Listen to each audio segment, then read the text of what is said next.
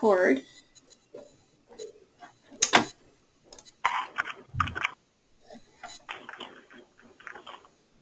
All right, well, better late than never. So my apologies for, yeah, I'm not sure what happened somehow. Yeah, the wrong link got sent out, and our apologies. We were just debating on whether to cancel and reschedule this for August, but it looks like we have enough people to get started. And anyway, so we're going to talk about Step 10 and a look at our state's toll-free Oklahoma breastfeeding hotline, and share some info on why mothers call. So hope you'll find this informative and you know, just a good reminder for all of our hospitals and community partners that this is a wonderful resource we have in our state that mothers and healthcare providers can access. So let me, and if anyone, has any questions, feel free to unmute yourself and ask away, or type something in the chat box. So I'm going to minimize my little screen. Hopefully everyone can hear that's on so far. Let's look, so first off, of course, just our standard disclosure slide. We don't have a financial interest or anything, any conflict of interest. And I'm Becky Mantle, for those of you that may not have met me. And then Petra Calendras. You want to say hi, Petra? Hi, everyone. Petra's our Assistant Director for our Oklahoma Breastfeeding Resource Center, and is very hands-on with our hotline crew as far as helping with scheduling and some other activities, which I'll be sharing. But first, let's take, can everybody see my screen? Let me ask that. I'm seeing some comments in the chat box. Can everybody see my screen? Could you see it when you were on, Petra? Mm-mm. Oh dear. Okay. Good Lord. But I don't know if it was up, so I can go check again because I didn't click out. Go run over there and see. It should be sharing my screen. Let's see there. All right. That would be helpful. Okay, Wendy says she can see it now. Okay. My bad too. A little flustered here getting this show on the road. So let me just go back real quick then. Or not. Let's see. Yeah. Okay. So disclosure slide. So if you didn't see the screen, you saw my disclosure slide. Now, so anyway, so we are talking about Step 10. So I have just a slide to make sure we're clear on some of the Baby Friendly USA guidelines and criteria for Step 10. Yay, Petra can see it now too. And it's foster the establishment of breastfeeding support groups and refer mothers to them on discharge from the hospital or birth center. So this in more detail is making sure that mothers are given information on where they can get support after the hospital. So if they need any help with feeding their infants. So the hospital position, or usually the director of nursing or the director of women's services, that's what you would be asked on an assessment. Who's responsible, you know, for making sure that this information is provided to new mothers, and that when they interview mothers, at least 80% will report that they've been given information about how to get help, that the facility gave them information on how to contact support groups, peer counselors, or other community health services, and that they can describe at least one type of help that's available. So certainly the hotline is a great resource to add to that list. It doesn't have to be the only thing, and it shouldn't be the only thing, but it certainly makes it a much easier for hospitals to comply with Step 10. All right, so I'm going to give you a little brief history of the development of our breastfeeding hotline, and currently it's jointly supported by the Oklahoma State Department of Health, Maternal and Child Health Services through a Title V block grant, and our Oklahoma Breastfeeding Resource Center, which is a section in the OBGYN department at the OU Health Sciences Center. So, and of course the health department funding is also supporting the Preparing for a Lifetime initiative, which is the state initiative to reduce infant mortality. So certainly improving our breastfeeding outcomes is an important piece of that. So this was a labor of love, so we've definitely got some birthing analogies in here, which everyone will appreciate. So pre-conception of the hotline at the time, and this was in the early 2000s, the OU Medical Center, Lactation Center, had a 24/7 telephone support for families that had delivered at OU Medical Center. And this phone number kind of quickly got spread around the state through La Leche League and other community support, peer counselors and so forth. And by 2007, the hospital lactation team was getting calls from all over the state and even from other states. So certainly it was clear that this was a resource that was needed, but it certainly stressed the inpatient hospital team to be able to cover the patients in the hospital that they needed to see, and also return phone calls that were coming through the phone line. So we actually developed a proposal and brought some key partners together to talk about, here now we have data to show that we really need a true statewide hotline, and we're getting calls from all over the place. So we had, of course, the health department, we had our WIC, our health department WIC service, the healthcare authority, which oversees Medicaid, the hospital, and then of course, representatives from the Department of OBGYN. So everyone was pretty much in agreement, but of course you need some funding for that. So the birth plan that we came up with is to kind of launch this initially with quite a bit less funding than we currently have, is that the phone services needed to be available 24/7, so moms needed to be able to call on Saturday night and get hold of somebody, that it would be available to any breastfeeding mother or family member or any healthcare provider that called and needed information or support, and that it would also serve as a referral source for WIC breastfeeding peer counselors, La Leche League leaders, other mother-to-mother support groups, but that worked two ways, so that those individuals and those lactation support providers, if you will, could refer mothers to the hotline, and the hotline could refer mothers and callers to those local resources as well. So definitely a two-way street there. And also would be a resource for referring mothers to any available outpatient lactation services, which 10 years ago there were a lot fewer outpatient lactation services throughout the state than there currently are. So it's been great to see that resource increase. So as we're going into labor with this project, we had to work out funding and contracts and so forth. And so currently we actually have, it's an annual contract between the State Health Department and the Health Sciences Center, but our Oklahoma Breastfeeding Resource Center, which mostly covers salaries of the IBCLCs who were covering the hotline. There is also in-kind support from the OBGYN department, which helps handle hiring, payroll, the telecom support, IT support, and of course managing the contracts. We still have some bit of support from OU Medical Center in that they graciously allow the hotline LCs to still access the language line, so as we need translation services. And then the health department and WIC continue to help with marketing, as do many other organizations. I know we have some folks on from COBA today too, so a lot of other state and community organizations, and we continue to rely on those. So the hotline was actually officially born in December 2008, so we'll be 9 years old later this year. We're actually in our 9th year of operation.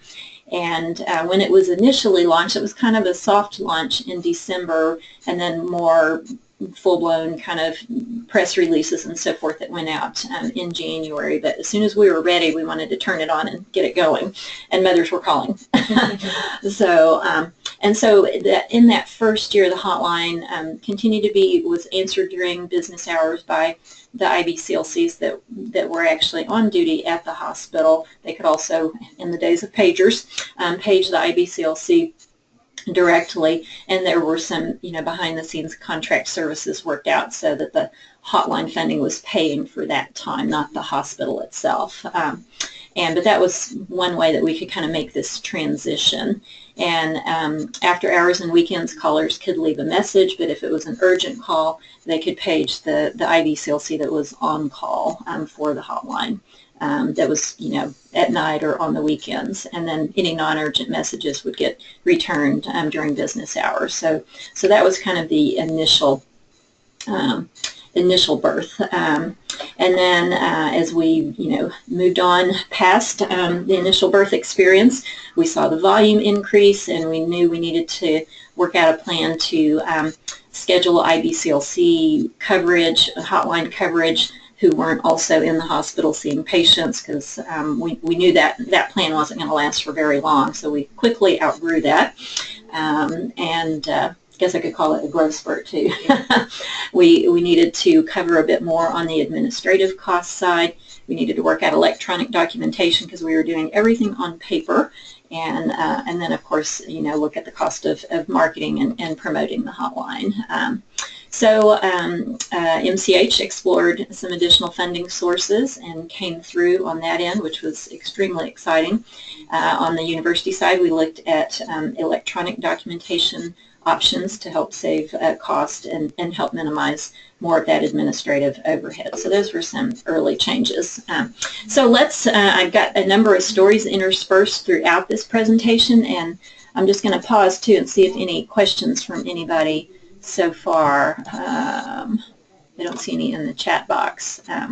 But once again, if you're on, feel free to unmute yourself and ask a question as well. But let's hear a story from one of our hotline LCs. So we had a mother breastfeeding her 10-week-old who went to a local urgent care center diagnosed with mastitis. She was told to stop breastfeeding due to the infection and antibiotic use. So she called the hotline to confirm this recommendation. And of course the hotline LC told her what the medical recommendation for mastitis is: to continue breastfeeding to prevent abscess formation and recurrent mastitis. And the antibiotic, they researched the antibiotic and they said that was not contraindicated. So the mother was able to continue successfully breastfeeding. But we don't just leave it there. When sometimes situations like this come up, it kind of gets reported up, through our system, and we were able to further pursue this issue with the affiliated hospital system that was overseeing those urgent care centers, and pass that information along so they could look at educating their providers in those urgent care centers and hopefully avoid that in the future. So in addition to helping one mother, hopefully we provided or encouraged education of other providers and avoiding this in the future. Hello. There we go. So continued growth and development. So on the administrative side, this is some of the business stuff, but I think it's good for people to know, why this has been successful at a fairly low budget cost, if you will. So the admin support on our side, we handle the scheduling of all the hotline LCs. That's Petra's big job too. We oversee the online database that they document all of their call information in. Of course, payroll, how much time, and the IBCLCs that are on call, they take, I'll get to that in another slide here. So, of course, we have quarterly and annual reports to the health department with a lot of data about the hotline, annual contract review and other reporting requirements, and personnel management. So our current status of the hotline is that we have a core team of lactation consultants who each take 24-hour call days, and they are actually paid an on-call pay, which is a minimal $2-ish an hour for just being available to be on call. And then they are actually paid full salary for any time that they actually spend on the phone with mothers, documenting, researching, and so forth. So we talk about on-call time versus active time. And so any calls that are made to the hotline are returned by the IBCLC, so it is a callback system. It's not like 911 where you have people that are paid to sit there and be ready to answer the phone on the spot. That's cost prohibitive for this type of project, but this has worked very well for almost 9 years now. So non-urgent calls are checked on the system several times a day during business hours, and they are returned 7 days a week. So calls that come in during the day on Saturday are going to get called back, non-urgent calls. And then any urgent calls that come in at any time of day or night will trigger an alert to the IBCLC that's on call, so they know they've got an urgent call that just came in on the hotline that they need to go check and return that call. And our goal is that they return those calls within 1 hour. You know, it could be that they usually call them back pretty quickly, but it could be that they're on the phone already with another mother, so that allows time to finish up a pre-existing call. And then they document in this secure online database, and each lactation consultant has a laptop from the university that's HIPAA compliant and allows for that secure documentation. So they can work from home, they can work from anywhere in the state, which has been nice as well. So our staffing, of course, is that they must be IBCLC certified, and we require at least 3 years clinical experience of some sort. It could be community, hospital, it could be some volunteer, some of their clinical training that they were doing as they were getting certified. But due to the nature of this being triaging, sometimes maybe complicated situations or ill babies over the phone, not in person, that we required a bit more experience perhaps than we would to hire a brand new newly certified IBCLC. Anyone that's new on the hotline, we will have them spend a few days in clinical orientation with both the OU Medical Center hospital team and then also our clinic staff, which is currently Petra. Petra wears many hats around here. And then they will also get separate training and orientation on actually how to operate the hotline, how to go into the telecom system and pull calls off and transfer call and so forth, and documentation. We tried to make everything now as virtual as possible, so there's an online manual of resources that they can access. So we try to keep up with the latest information. WIC will send us, here's all the WIC clinics around the state, here's the peer counselor contacts.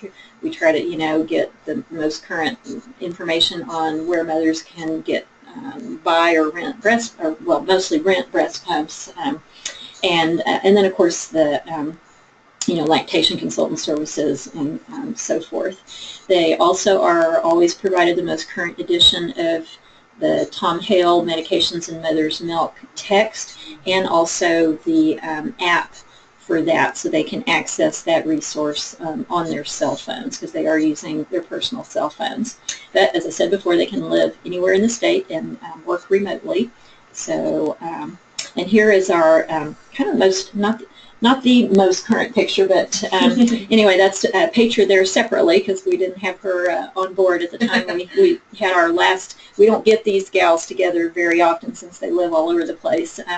But there you can see Carissa, Jamie, Paula Freeman, the little short one there. Cindy Garcia is our bilingual IBCLC, and at the time that was her new baby. So she will actually handle some of the Spanish calls for us as she's available. And then Cassidy, so Cindy and Cassidy in the upper right, they both live in the Tulsa area. And then on the bottom is Natalie, who's actually no longer with us on the hotline. Had other full-time job duties that prevented her from continuing, and then me, of course. So, all right, so let's hear another story from a mom. So this LC said, I had a mom that was very happy someone called her back. She lives in Guyman. We all know where Guyman is, up in the Panhandle. and the hospital where she delivered didn't have an IBCLC, and there was no one within a 2-hour drive where she could get help. She was 5 days postpartum. Her milk had just increased after having a DNC for retained placental fragments. She was really engorged. This is not necessarily her picture up in the corner, but trying to have some examples of engorgement. So she was able to educate her on, mastitis, apply cold compresses, reverse pressure softening, hand expression, and kind of be on the phone with her while she was able to do some of that, so that she was feeling much better by the time she got off the phone. So crisis averted. All right, some of the documentation that is required with each call that is made to the hotline. Of course, the date of the call, the age of the mother and the baby, the hospital where the mother delivered, the ethnicity of the mother, reason for the call and the time of the call, and then if any referrals were made. So the hotline LCs do their best to collect all of this information, but as you can imagine, when they're calling the hotline, many times they're crying, especially if it's the 2 a.m. phone call. But they're, they're certainly can be very stressed, or they may have a baby that's crying, and so usually and we've talked many times about how to navigate those situations and handle the reason that the mother is calling and try to address her concerns, and yet at the same time make a good faith effort to also collect this information. But it's not like, well, I can't help you, I don't care if your baby's crying, but first you have to answer all these questions. So we definitely counsel the LCs to, if you can get the information at the beginning of the call, great. If mom's just calling about where can I run a breast pump, but if it's, a more crisis situation, take care of the mother, and then as time permits, towards the end of the call, let her know that, this is health department funded, and there's, a few more questions, we need to ask you. But when we look at our data, of course, it's not 100% of the time that we can collect all of this information, but as much as possible. So I have a few slides to kind of give you a picture of some of the calls and all. So there you can see about a little over half of the calls to the hotline are non-urgent, and this is the mother's definition of urgent versus non-urgent. So almost, but not quite half continue, and this has been pretty consistent throughout the life of the hotline, a little under half that the mother considers the call to be urgent. Call time distribution, the majority of the calls do come in during normal business hours. Now this, once again, is 7 days a week, so this is including Saturdays and Sundays. But you can see 28% that come in those evening hours, and then about 15% that come in the wee hours of the night. All right, so now here's a different story. I found this was interesting from one of our LCs that said she'd had 2 calls from DHS case managers in the same week. Different case managers, different cases, but both were trying to protect breastfeeding for the families where the baby was in state custody right after birth. So the hotline LC was able to help them, direct them to resources to get pumps for the mothers, educating about milk production. So yeah, that was exciting to see some interest like that. So you can see all kinds of calls that come into the hotline. Now I have a couple of slides here just to kind of show you the who's calling the hotline as far as race and ethnicity. And so certainly about 2/3 of the callers identify as white or Caucasian, 9% Black, 12% Hispanic, and then you can see around 4% for both Asian and American Indian. And then in more recent years we added a multiracial category because many mothers, callers would identify as more than one. So how does that correlate with our state breakdown?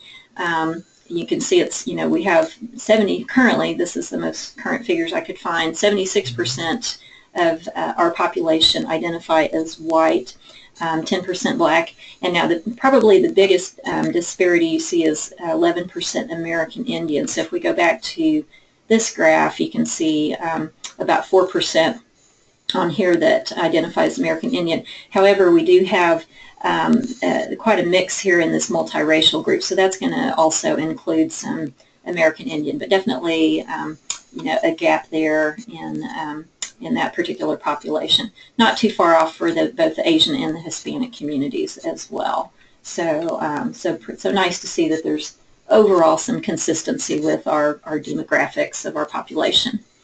All right, well, how old are these babies when mothers are calling? So the exciting thing as you look at this is that we do get calls from mothers who are still breastfeeding past 12 months. So I know many of you on the call were excited, to know that, we've got mothers and families out there breastfeeding, for several months or longer. So, but as you can see, if you just look at 3 to 5 weeks or less, so kind of in that first early postpartum period, that is over 50% of our calls come from mothers whose babies are less than 6 weeks of age. So there's obviously still, lots of issues, lots of questions, lots of concerns. Here are, now there's a number of categories that they'll document their calls under, but these are the top 3 reasons. So infant issues, around 18%, maternal medications, and then milk production. And the interesting thing is, historically, for the first several years of the hotline, milk production was the clear winner every year. Year after year, and it's only been in the last year or so that we've seen it drop down the list. So I think that my professional opinion is I think that speaks to a lot of the changes and work that hospitals that y'all are doing to improve the care in the hospital setting, and skin-to-skin contact, early initiation, rooming in, and so forth, so that mothers are leaving the hospital on a better footing with breastfeeding. So, but that's certainly just my observation on that. But interestingly enough to see, here's what comes under infant issues. Calls about, worried about the baby's, weight gain, perhaps slow weight gain, but a lot related to behavior and sleep patterns, and then of course growth spurts. So, and medications are always up there as a very common reason for mothers to call. So on that note, here is one that was related to a medication call. So a mom called who was doing a bowel prep for colonoscopy and was very stressed. This baby is exclusively breastfeeding with just a few solids, and she was afraid she'd have to stop breastfeeding for a time if she took the bowel prep. So the LC was able to actually contact the Infant Risk Center, so that's another resource. I actually took a screenshot on their website, which they've changed a lot recently, and it's really nice. But that's a great resource that anybody can either access the website or call them. I know our hotline LCs call that quite often. And we're given more detailed information about the medication that this mother needed to take, so she was able to continue breastfeeding through that and get her question resolved.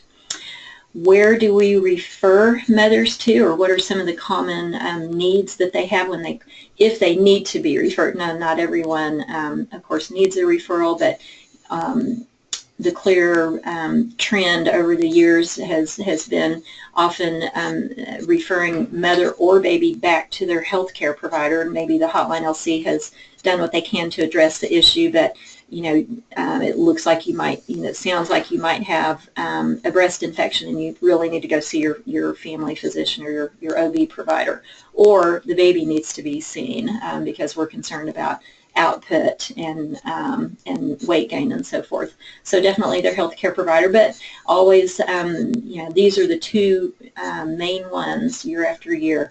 Outpatient lactation services also high up on that list. So, so this is a picture of the Oklahoma Lactation Consultant Resource Guide that our State Health Department and WIC service maintain, and so if and you can access that online. I should put the link in here. I can do that later. But they work hard to keep this updated, and they're actually, as we speak, sending out emails to wherever they know that might have outpatient lactation services, IBCLC, private practice services, and so forth. So if you're not in that resource guide, or your hospital is now providing outpatient lactation services, you definitely want to get your facility listed in there, because they're trying to make this a statewide resource, and this is what our Hotline LCs also will refer to as well, to give the mother directly on the phone, here's the phone number for Chickasaw Nation Medical Center in Ada where you can call and get an outpatient lactation appointment. So on that note as well, we definitely get some really interesting calls, and this one really took some work on the part of several on our Hotline team. So this was a mother who was exclusively breastfeeding a 2-week-old baby, and the newborn screening came back flagged for MCADD, so medium chain acyl coenzyme A dehydrogenase deficiency. So they're not actually able to really digest the fats, convert the fats in their diet into milk. So a key issue is that you don't want these babies to go very long without feeding or get into any kind of fasting state. So anyway, so a second screening was completed and also flagged, so the mother was told by a local physician's assistant to stop breastfeeding now and switch to progestamil. And the mother went to several specialists and her local WIC office because she did not want to wean. And the baby showed no symptoms. So on the day she called the hotline, she had been told yet again that she must make a decision and stop breastfeeding for at least 2 weeks while a final test was pending. Now, this was a mother who didn't succeed in breastfeeding her first baby, had milk supply issues, and was terrified at the thought of pumping for 2 weeks and thought she would lose her milk supply again. Well, that's a huge question. And that led to a lot of research on our part, and we sought expert opinion from national contacts and found out from several experts that breastfeeding is not contraindicated when the baby has this deficiency. And Dr. Lori Feldman-Winter, who some of you may remember spoke here in Oklahoma a few years ago at our summit, she even said, absolutely not. She was very emphatic. It is not a reason to stop breastfeeding. In fact, the frequent feeds that occur with breastfeeding are protective for kids with MCAD, and the main intervention is to feed frequently. And I would not recommend formula feeding for these babies. So the mother continued breastfeeding, and the test results came back, and they were negative. So a lot of anxiety that was unwarranted. So another save for the hotline. All right, well, how do mothers find out about the hotline? Because we ask that too. We may refer mothers to other healthcare providers, but we also ask, how they found out about the hotline. And as you can see, about 2/3 of the mothers were told by their delivery hospital. So we certainly want every mother that delivers in the state of Oklahoma to know that this is a resource when they leave the hospital. But then the number that's really grown over the years is internet and social media. And I went actually yesterday and Googled just breastfeeding hotline. So this was really fun to see. So there's a little ad there, but all the ones that came up said Oklahoma breastfeeding hotline. So this one's from the health department. This is from COBA's website. Of course, this is OBRC. And a couple of those there, and then our Oklahoma AAP. So we're on the AAP's website as well. Still trying once again to get the word out there. And we joke about it being not only the national but the international hotline, because we've had Skype phone calls from mothers who were stationed overseas. We've had calls from mothers in other states, of course. But you can see where they get their information from. WIC and county health departments, of course, refer them, maybe their individual healthcare provider, and families and friends. So here you can see the volume of calls that we've had since the hotline's launch, and 2009 was kind of part of the year that we had the data available. And then you can see in general, it's been averaging around 2,800 calls a year that are documented, and we've seen a slight downward tick in the past year or so, and we're not entirely sure why that is. We are a bit concerned about that, just wondering, where mothers are going for help, if it's that there are more resources available in their hospitals that they're familiar, and that's great. We are more concerned that they may be relying more on social media and Facebook, and the reliability of the information on those resources is the one that would be of concern. So we certainly want to continue to raise awareness and make sure mothers know about the hotline. So here's some examples of a couple of calls that we had from out of state. Here's one from an OB nurse in South Dakota who was concerned about the appearance of a mother's colostrum, clear that she was unfamiliar with breastfeeding at all. Now, this is an OB nurse, so maybe in a hospital that where they haven't had very much training, and the Hotline LC was able to talk her through the normal variations of human milk. And this was a call at 1 o'clock in the morning. So when I do trainings around the state, and I do tell staff, if they're in some of our smaller rural communities, y'all can call the hotline in the middle of the night too. You may not have a lactation consultant on staff at all, and certainly not at night. And if it's a question in the middle of the night that is going to determine whether you let this mother breastfeed or not, call the hotline. Absolutely. And then, of course, this other one, a mother from Pennsylvania, that said she had called all kinds of hotlines, and the Oklahoma breastfeeding hotline was the first one to call her back. So she was a mom who was exclusively pumping with a clogged duct that was getting worse, so definitely a mother who needed some timely help. Well, we also recently did a satisfaction survey of mothers that had called the hotline, and kind of did some callbacks.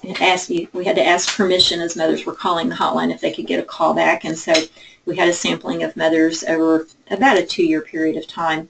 And in general, some of the questions they were asked was, how easy was it to call the hotline? Were they satisfied with the information they received from the IBCLC, and their overall experience with the hotline? And you can see that in general, very high satisfaction numbers on that end. Now, the interesting fact that came up is the mothers were asked, if the hotline was not available, who would you have called?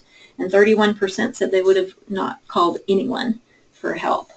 So that was really an eye-opener for us.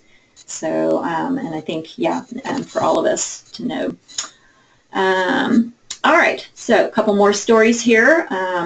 So this was a mom who called and said she'd called the hotline many, many times, and her baby is now over a year old and still breastfeeding, and just calling, with the medication question, but knows that she can call the hotline to get that information. And then some introspection from one of our longtime hotline LCs, talking about how having to communicate on the hotline has really improved her communication skills. And many of our hotline LCs have other jobs. They may work part-time. They may have small children at home, and they can take hotline call and still be home with their kids, and maybe work a part-time job. And this particular LC is in that category. And so even when she's in the hospital seeing patients, that they tell her that she's really good at describing what to do in words and helping them see what they need to change or do, because she's had to do it so much by phone, where you don't have your hands available to demonstrate. So anyway, as we approach the end of this, so a few some challenges, and then also some opportunities. So one of our challenges has been an outdated telecom system that we have been using through the university, and it was going to get certain types of upgrades, and then those didn't come through. So we still have challenges with the fact that the hotline LCs are using their own personal cell phones, and so when they return the call to the mother, it's a blocked call. It looks to the mother as like a blocked caller. There's no caller ID. So there's about 20% of the calls that we struggle to actually make contact with the mother, partly for that reason, that they're not going to answer a call that's, doesn't have any caller ID. We don't have the ability to text the mother. Sometimes they do play phone tag. They call the mother back, and then she's busy with the baby and doesn't answer, and then she calls back, and the hotline LC, isn't available right at that second, and there they go. So to be able to text mothers, not to text information to them, but just to text them to facilitate contact by phone. And certainly, no video capability right now either. So Petra has been working hard to research and has identified another system that we are in progress with the university of getting a contract with that organization. So we may be making a big jump here in the next couple of months with our hotline. So we're very excited about that. Some of our opportunities, of course, continue to be outreach among minority populations and looking at some of our populations, particularly maybe our Native Americans that aren't utilizing the hotline. And if they have other resources, that's great. We just want to make sure that this resource is publicized enough that all mothers know it's an option that they can call. And then, of course, continuing to increase awareness amongst healthcare providers. We still hear from, as I do trainings around the state, as Petra's working with people here on campus, that providers that didn't know there was anything like an Oklahoma breastfeeding hotline, and I ask nurses and staff at hospitals that are not aware still that we have a breastfeeding hotline. So we still have an opportunity to continue to get that information out there. Now, to kind of evaluate the impact of the hotline, that's hard to do, but what we can say is that over the almost 9 years now that the hotline has been in existence, that our breastfeeding rates have been slowly increasing. So this is some breastfeeding data from the CDC. So we've seen some upticks in general in every breastfeeding category. I know you can't make a direct correlation, but certainly the hotline has to have had some impact on that as well. And so, yeah, saying that, we're in our 9th year of operation, so just have on your radar, we'll be definitely partnering with the State Health Department next year to look at doing something to celebrate the 10th anniversary of our breastfeeding hotline. So pretty exciting. And just a reminder that we do have hotline flyers available. These are on the OBRC website that you can download and print out. They're on the Health Department website. You can download and print out. I think COBA's got them on their website as well.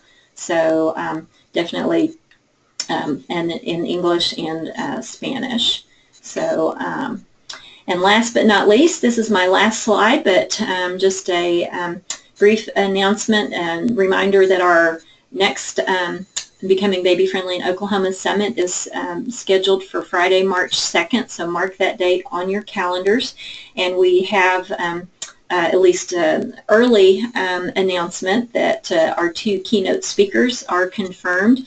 And one is Tina Smiley, who's one of the first physicians to set up a breastfeeding practice in the state of Connecticut, and she's talked a lot about baby-led breastfeeding, and then Dr. Sahira Long, who is a pediatrician in the Washington, D.C. area and has been active in the U.S. Breastfeeding Committee, will also be speaking about some of the Step 3 and Step 10 of Baby Friendly. So I am going to stop here and see if there are any questions from anyone that's on today. And yeah, once again, our apologies that we had such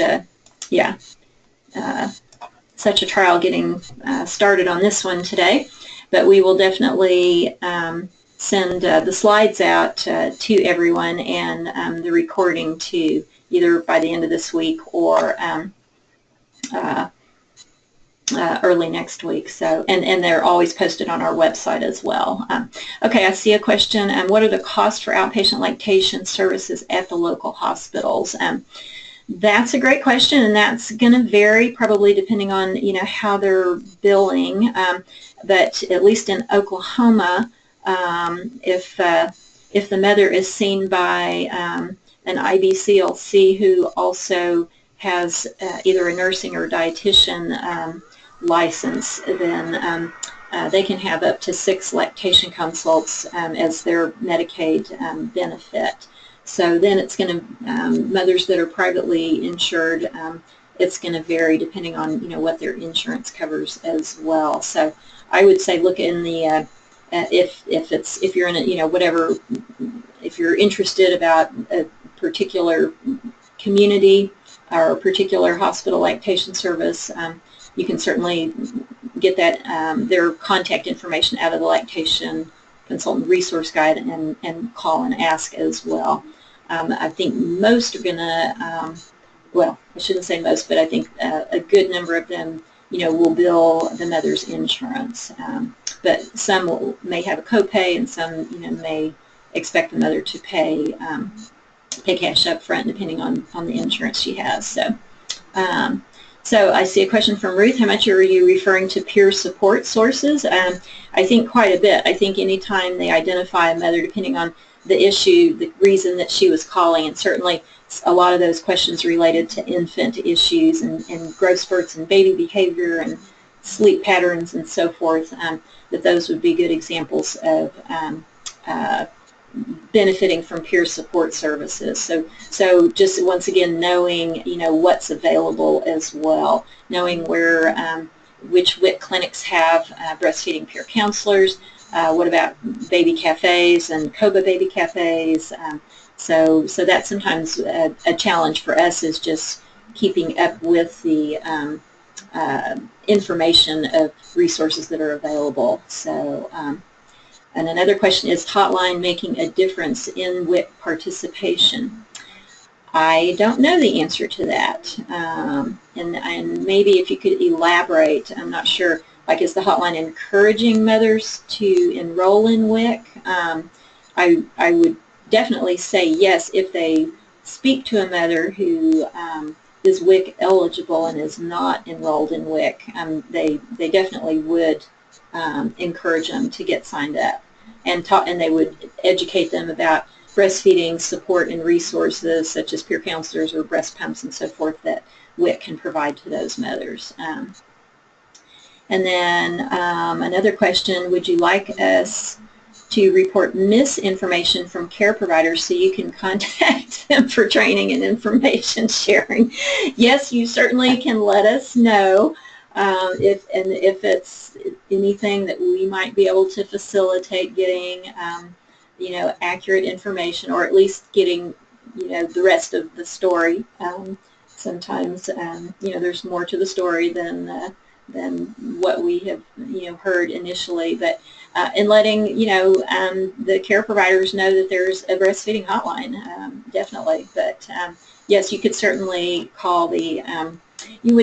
You can always call the hotline in, you know, if you don't know where else to call, but you can certainly contact us at the Oklahoma Breastfeeding Resource Center to, you know, share information as well, or if there's an opportunity to educate, we're always happy to do that. So, all right, well, I see we are just about to the hour. I'm happy to stay on a few more minutes if there are other questions that people have, and you can certainly always email after the fact as questions do come up. So yeah, so I hope this has been helpful. It's exciting to think that we'll soon be celebrating the 10th anniversary. So so stay tuned for some celebration about that. Oh, I see one more question. Have you heard anything from hotline callers about WIC breastfeeding services where we could improve? Not that I could specifically say right now, but that's certainly a question we can ask them, or put it on their radar if they're getting any feedback from mothers of, I couldn't get hold of my breastfeeding peer counselor, or I went to this WIC clinic and they told me they didn't have breast pumps, or, you know, I don't know. But we can certainly pull the hotline team and see if there's any information or feedback that they're getting like that. So that's a great question. All right. Well, I think we are just past the hour, so I appreciate, your patience and perseverance in getting on the call today. My apologies for the rough start, and stay tuned for, and thanks for moving heaven and earth about the metabolic disorder. Yeah, that was a really interesting one and a really rewarding one to be able to get some good answers back to that mom. So anyway, so thanks to everybody for calling in, and enjoy the rest of your week.